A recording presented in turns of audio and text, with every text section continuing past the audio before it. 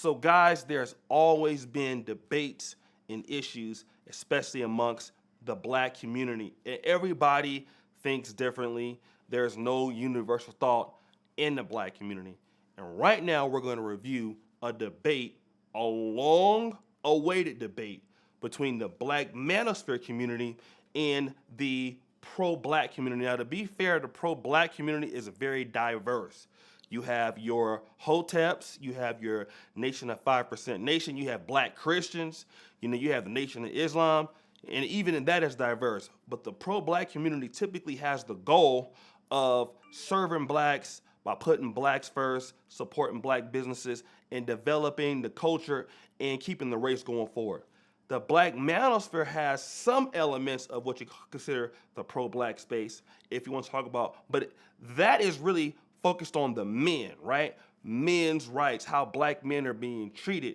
It has been established against, let's say, black feminism or feeling like second-class citizens in its own communities. So while both of them are black in general or have black core values, the thought processes of the black manosphere and even the pro-blacks can be very different and sometimes confrontational. So let's go ahead and check out this particular debate from Brother Omawale Africa's channel, and let's get into the video.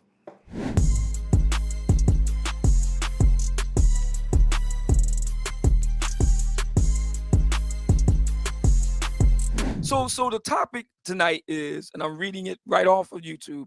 Yes. Why the black manosphere does not support building the black community. Okay. Yes, that is the So topic. you're talking to one of the faces of the black manosphere, and I don't believe that. Okay. So let's And the proof of that was two events we've done within 6 months.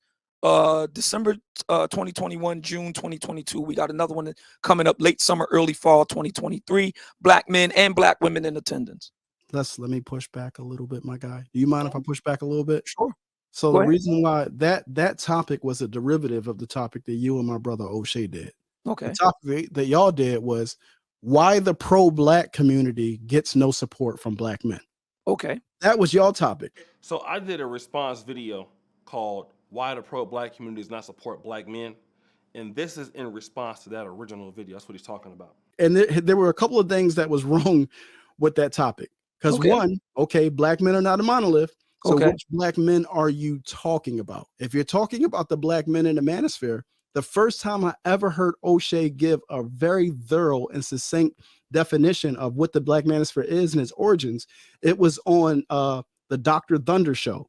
Okay. And on that show, he said the black manosphere has its origins with black men who felt like they didn't have a place within the black community. Yeah, they were alienated. Yeah. Many of them felt alienated. Many of them were conservative, yada, yada, yada, this, that, and the third. So, if you're talking about that group of black men, I get why they don't support anything pro-black. They see no value in a community that's alienated them. I get that, right? Okay. So I'm okay. I'm willing to have conversations with them, but let's be honest. Don't say that the so-called pro-black community doesn't get any support from black men, because not all black men hold the politics of the black manosphere. But many of them do. That's why somebody like Kevin Samuels can reach way more black men than Umar Johnson. That's why. Do you know why? Because the pro-black community has failed, and I'm in the community, has failed to give value to black people in general. All right? That's why so the brothers that's in the pro-black community, you have some. But most black men, if you ask them, you're in Philadelphia, any black city, do you feel alienated by the black community yourself? Most black men gonna say yes. Do you feel like black women have more opportunities and more power and say so than you? Mostly black men gonna say yes. Ask them one question. Why are black men dating and marrying interracial so much? You're gonna hear a lot of brothers with a lot of complaints. All right? So you're going to have some black men in the pro-black community, but those guys are not really making it. I'm just going to be real. As a brother who's down for the struggle, and I'm working with people all over the world, brothers in the pro-black community, and it can mean a lot of different things, a lot of different. They're not putting no points on the board to even prove to black men why there's no value, because it kisses too much ass towards women. That includes the black church. It includes the hoteps. It includes the back to Africas. And it turns a lot of black men off. So a lot of black men feel alienated. We're going to be real. That's why guys that speak like Kevin Samuels in the black, he woke so many brothers up. That's the reason why black men feel like that. Rap music. Want to talk about brothers feeling alienated? How did NWA get so big? Gangster rap gets so big.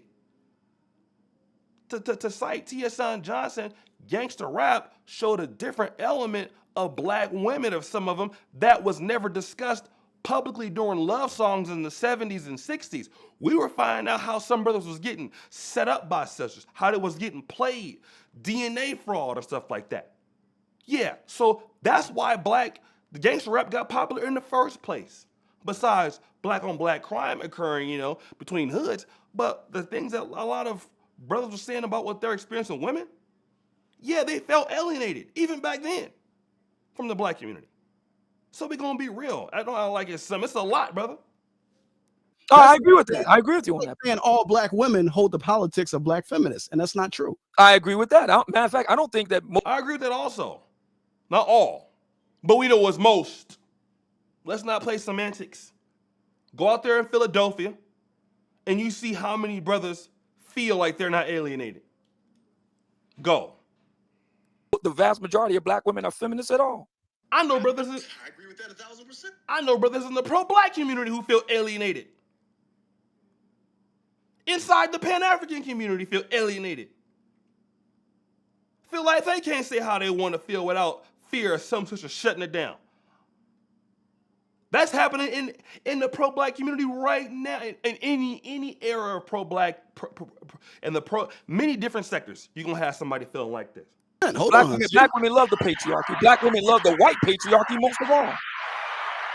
Whoa, what did you say right there? What did you say? Black women love the patriarchy. They love the white patriarchy most of all. Like I said on your show last week, black women love a Eurocentric hypergamy standard. They love it.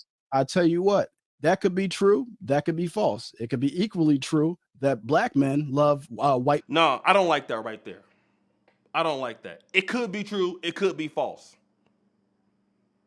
Then let's change instead of directing the answer, you want to come back and say, and I'm not trying to pick sides here because I'm gonna get on Obsidian if he make a mistake also. But it could be true. Let's put it back on the man. That was weak right there, in my honest opinion. A lot of black women, yes, because white folks have what? The jobs, the infrastructure.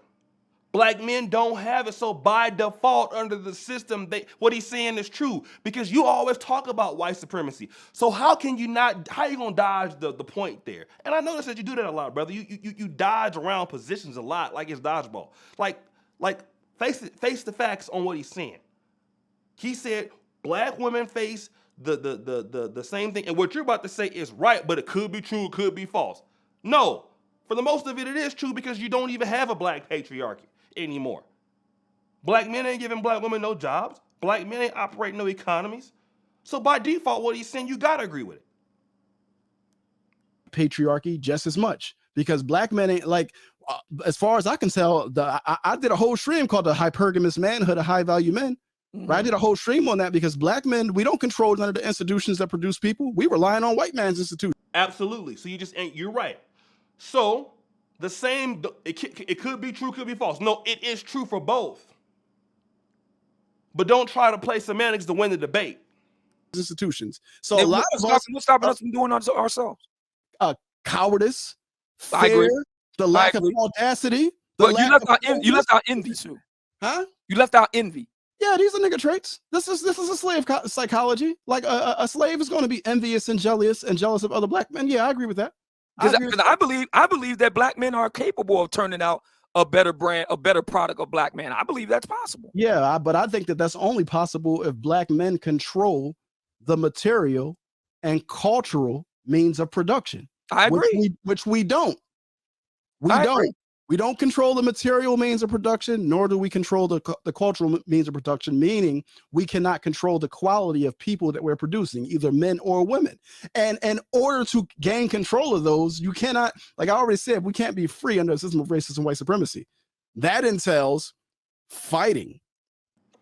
So are you going to put your boots up right now and go die? Because I don't disagree with what you're saying, but is that what you're going to do? You going to go fight, give your nice life, and go become a militant guerrilla warfare soldier? I mean, if that's what you're going to do, because if you're going to say that, you got to do it. I mean, we can't help. That's the thing with some of the pro-blacks. We like to insinuate things that are tough, but we're not going to do that because we have, like, I have my mom. Right, I mean, that's why I don't even talk like this, right? Because how many of y'all gonna go out there with the guns and you're gonna get killed? We know that. So why even go there? Oh, so you mean a military effort? What was that? You mean a military effort? Listen, man, I'm a Garveyite, brother. You see where we at? You see where we at? So you mean a military? Right, he dressed in military dress. I'm just asking, where are we at right now? Yeah, he dressed in the military dress uniform. So you do mean a military effort? Are we in the RBG war room? Yes, you mean a military. Why you just can't just answer the question? I mean, you mean a military effort? Okay, so hold on. You mean brothers need to be trained in war tactics? So yes, yeah, because for me, right, all right, bro. Let's have this conversation, right? Because for me, in a situation of war, which the majority of our people want to deny that we're in, a lot of us want to walk around with our eyes wide shut. But in the situation of war, to be a soldier is synonymous with being a man, right? Manhood is a cultural product that is defined based upon the needs of the group. Okay. So if the group is under siege, how you gonna be turning out like high value men, like dudes are trying to get like 6-figure earnings and globetrot and zoom to Thailand? Like, these are the types of girly men, not saying girly as in homosexual girl. And I'm not using women as like you're essentially calling them cowards because they. Yes, I've been calling them cowards all night. So here's the problem. Okay, let's agree that they are cowards. Now what? Inspired to do different. I just inspire who to do different? Hold on. So like somebody was in my chat earlier talking about sign language. I just watched an entire stream of a notable red pill female content creator asking, do we need to bring shame back to get these women in check? Right? So do we need to bring shame back to make men be men? All right, let me deal with this. So he's saying that these guys understanding the system that we're under, so we need to fight. And we're talking about making high value men and 6-figure earners. I mean, you heard me, so I'm just summing it up. But you brothers are leaving, so you're cowards. Well, I mean, I'm trying to understand, because if they were in America, that is the system of white supremacy, right? I mean, I get what you're trying to say, but no matter where you go in the world, you're going to be under that system. You come to Africa, you're less likely to be, you definitely going to be under in Africa. I mean, wherever you go, might be more opportunities. But I get what the brother Omawale is trying to say, to bring shame back. And to be fair, I don't think, let me just say this. I've been in the Manosphere since 2017, right? 2016. No. Before that, it started 2015. I've been in the Manosphere the whole time, since the beginning. I used to feel like because black women were, scapegoating black men, that, we had the right to fire back. I don't believe that anymore. I believe that they're going to be talking shit regardless. You just have to go out there and do the work. And so with the shaming thing on both sides, it doesn't work. It doesn't work when black manosphere shame black women, because it's not going to work. And you're going to be looked at as you're weak and, where do you work at? Let's get you fired. That's what it's going to look like. When you're shaming black men for going their own different way, it definitely doesn't work. So now here's what we got to do. Either we're going to do the intellectual heavy lifting like the people did fighting, if you talk about a military war, you're going to lose, everybody's going to die. Or you find out what the other groups do to gain power and work with your people and to invest in your people and to try to change it over time, which is doing the work. That's the only way it works. It's the only way you see what the Jews do it, other communities do it. You know, they prove to their people why we need to have value for each other. And that's something that I think a lot of different sectors of the pro-black community, they teach, and obviously Brother Omwale is passionate about it, but you don't see the actions. That's why pro-blacks lose a lot of black men, because of failures in actions. There is nothing that is being developed. Although I understand his passion, but I think that on Obsidian's part and his part, shaming doesn't work. At least now in Black America, it don't work. That's what I'm asking, because I had a man pull up on my stream, MGTOW Universe, and then he went and did a review of the stream, and he said that SYSBM is the path of least resistance. He literally said, and I'm laughing because these are men who call themselves red pill, but their whole philosophy is taking the blue pill and going back to sleep.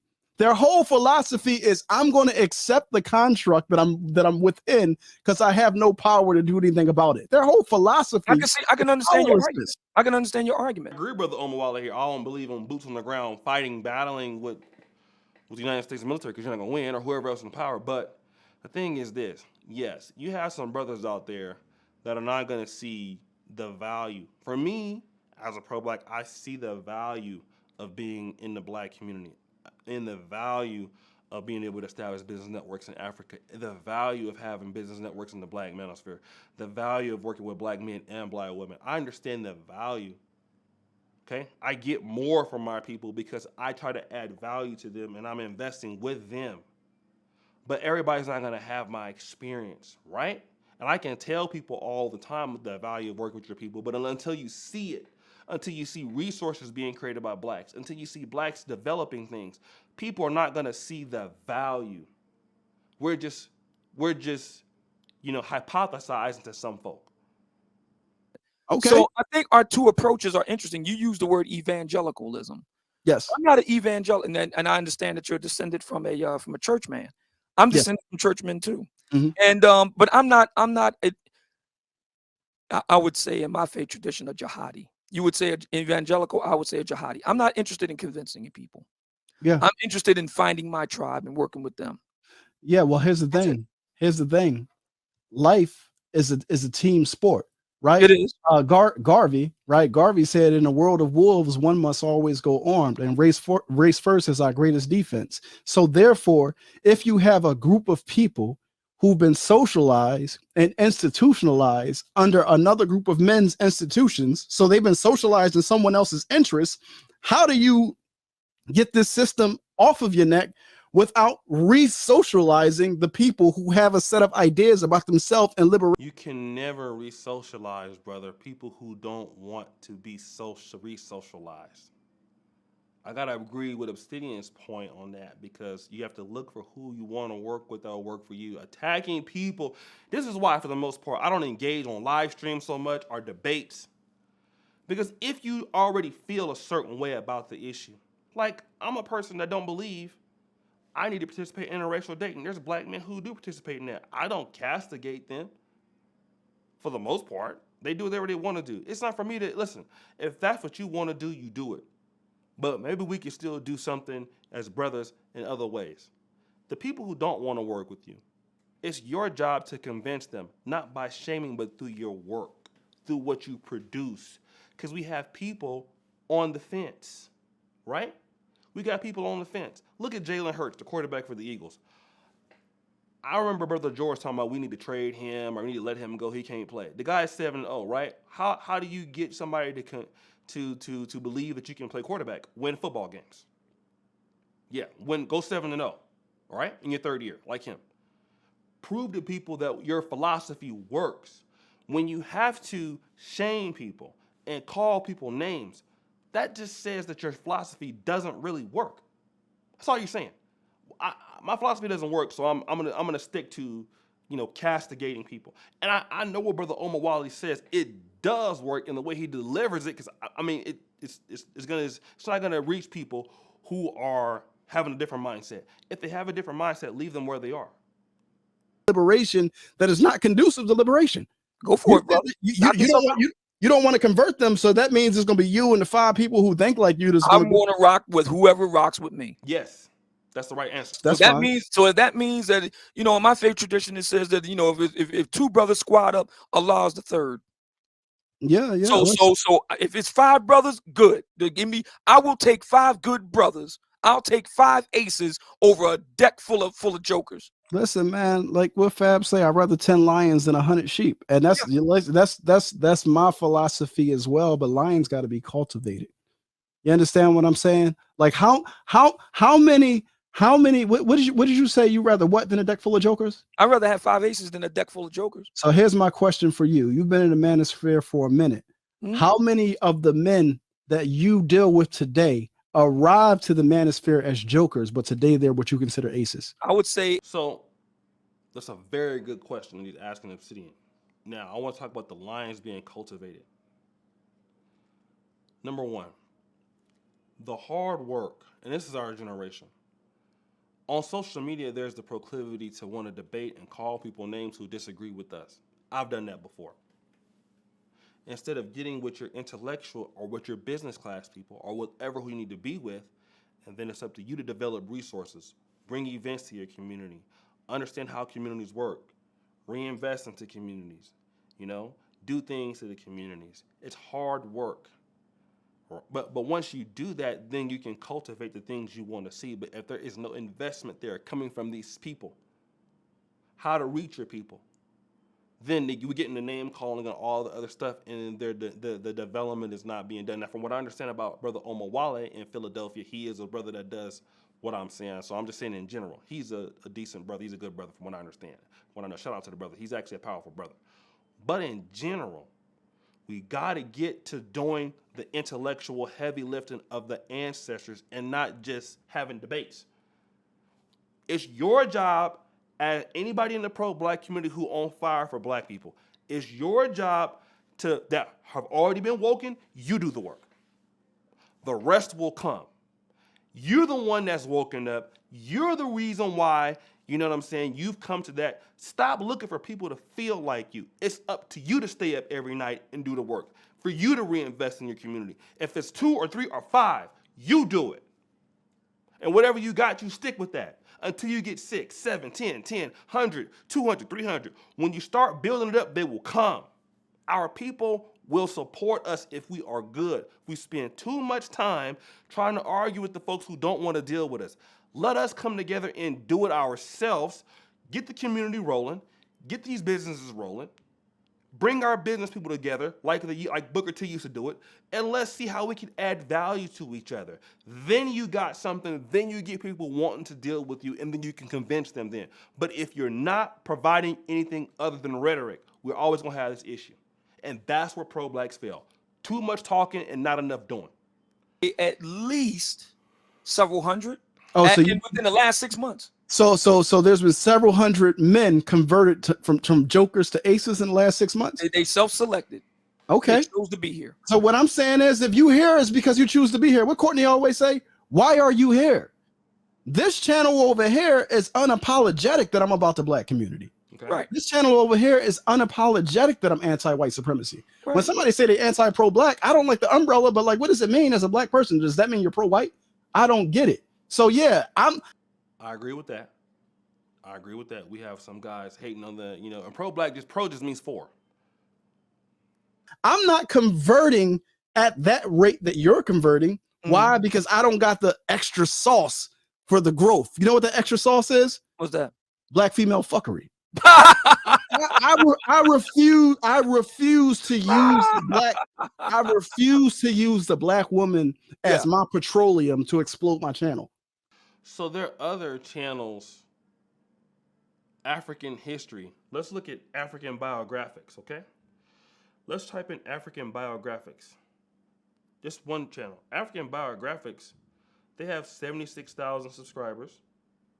They're bigger than both Obsidian and you. They did a video 8 days ago, 43,000 views.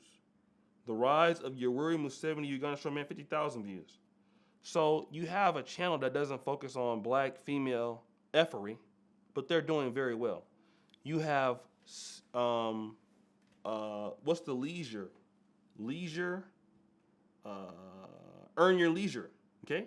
Earn Your Leisure channel is a very good channel with 1 million subscribers. All it does is talk about black finance, okay? Black finance. And they have 73 million channel views. They're bigger than me, you, and Obsidian. They bring in all the top black business people in the world to do this. So what is your excuse? Your excuse is you're not going to use black women to build your channel, but you can build your channel without talking about black female effery and be bigger than Obsidian and even me. But is it your content strategy? So, like, these are things that you got to take blame on for yourself as a content creator, and not blame the fact that, oh, well, the reason why you're growing and I'm not is because of black female fuckery. Well, how do you explain Earn Your Leisure? How do you explain them? They're bigger than everybody in the conversation right now, and they don't talk about black women. Again, it's about adding value. And the blacks in general have every excuse when you don't add value, just like that one. That was a bad excuse. It was terrible. It's gonna be real. There's a lot of men who willing to do it. Okay. Anti No Dignity Daniels. Okay. He's more than willing to pimp out black women and their image for growth, for money. Okay. That's not my type of manhood. No, I mean, like, I get what you're saying. They're content creators who can definitely participate in that. But you have people in the pro-black space, Pan-African space, that have found out how to reach the people without doing that. And again, it's in a straw man argument to say that.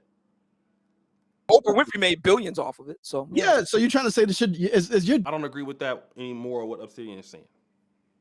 So because Oprah Winfrey, and I'm gonna get on him now, right? That used to be a big talking point. Well, they've been talking shit about black men for years, making billions off of black men. Let me tell you why that doesn't work if you do it.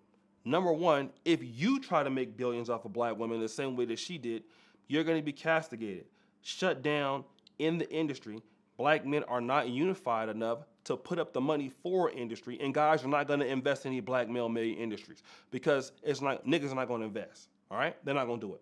So Oprah, you're not going to be able to do something because Oprah did it. And as black men, we got to get away from the fact that because black women were talking shit about us, we have to respond in the same manner. It doesn't work.